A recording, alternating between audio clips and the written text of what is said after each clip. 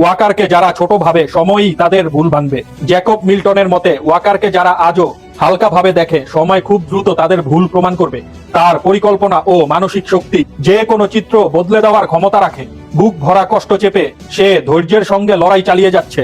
Jacob মিল্টনের এই বক্তব্যের সাথে কে কে একমত আছেন একটা লাইক এবং ভিডিওটা শেয়ার করবেন প্লিজ। নৌবহর নিয়ে সাগরে আসছে ইরানি বাহিনী। ইরানের ভয়ে মধ্যপ্রাচ্য থেকে মার্কিন সেনা ও সামরিক ঘাঁটি সরিয়ে নিয়েছে যুক্তরাষ্ট্র, কিন্তু আরব সাগরে এখনো 17টি যুক্তরাষ্ট্রের জাহাজ আছে যেগুলো সরিয়ে নেওয়ার জন্য সতর্ক করে দিয়েছে ইরান। তবে এখনো না সরানোর কারণে এগুলো ধ্বংস করে দেবে ইরান। ইরান আর আমেরিকার মধ্যে আপনারা কার পক্ষে আছেন অবশ্যই গঠনমূলক কমেন্টসের মাধ্যমে আপনাদের মতামত জানিয়ে যাবেন। ধন্যবাদ। ক্রিকেটার মোহাম্মদ সামি বলেন বাংলাদেশকে ছাড়া বিশ্বকাপ পুরোপুরি জমবে না, কারণ বাংলাদেশের ক্রিকেট ভক্তরা ক্রিকেটকে অসম্ভব ভালোবাসে। তারা বিশ্বকাপে থাকলে আইসিসি আর্থিকভাবে অনেক লাভবান হতো। তাই মোহাম্মদ সানির মনে হয় আইসিসি বাংলাদেশকে বাদ দিয়ে ভুল করেছে। ওনার এই বক্তব্যের সাথে কে কে একমত আছেন গঠনমূলক কমেন্টসের মাধ্যমে আপনাদের মতামত জানাতে পারেন। ধন্যবাদ। কারো জন্য কেউ বিশ্বকাপ বয়কট করে না। বাংলাদেশ চরম বোকামি করেছে। আইপিএল আর আইসিসি কে মিলিয়ে ফেলাটা বোকামি। আইসিসি পূর্ণ নিরাপত্তার আস্থা দেওয়ার পরেও বিশ্বকাপ বয়কট করে বাংলাদেশ চরম নির্বুদ্ধিতার পরিচয় দিয়েছে, বললেন পাকিস্তানের সাবেক ক্রিকেটার ওয়াসিম আকরাম। ওনার এই বক্তব্যকে আপনারা কিরকম ভাবে দেখছেন গঠনমূলক কমেন্টসের মাধ্যমে আপনাদের মতামত জানিয়ে যাবেন। ধন্যবাদ। ফেব্রুয়ারিতে যে নির্বাচন হতে যাচ্ছে সেটি জামাত বিএনপির ভাগ বাটোয়ারার নির্বাচন। এই নির্বাচন জনগণ প্রত্যাখ্যান করবে। বাংলাদেশের সব থেকে বড় এবং জনপ্রিয় দল হচ্ছে আওয়ামী লীগ। তাদের বাদ দিয়ে নির্বাচন কখনোই গ্রহণযোগ্য হবে না বলে দিলাম। হেরে যাওয়ার ভয়ে এই সব করতেছেন, এটা আরেক স্বৈরাচারী আচরণ।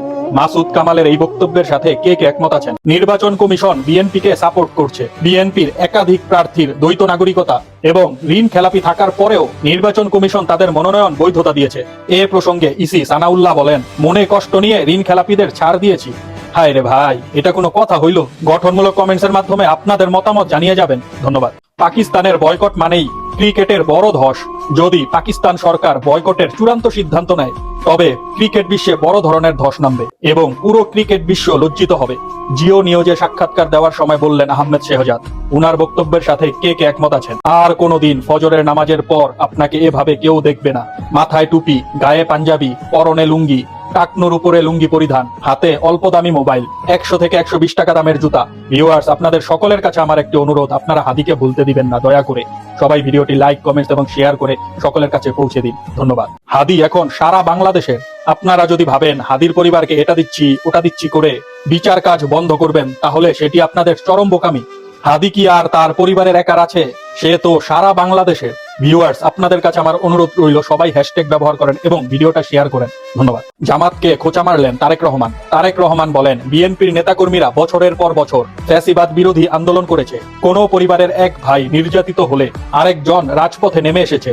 কৌশলের নামে গুপ্ত বা সুপ্ত রূপ ধারণ করেনি বিএনপির নেতাকর্মীরা। জবাবে সাদেক কাইয়ুম বলে গোপন ভাবে জামাত কৌশল করে ফ্যাসিবাদ তাড়িয়েছে। এটা কি জামাতের অপরাধ? আপনাদের মতামত কমেন্টস করে জানান। এখানে কার বক্তব্য আপনি যুক্তিযুক্ত মনে করছেন?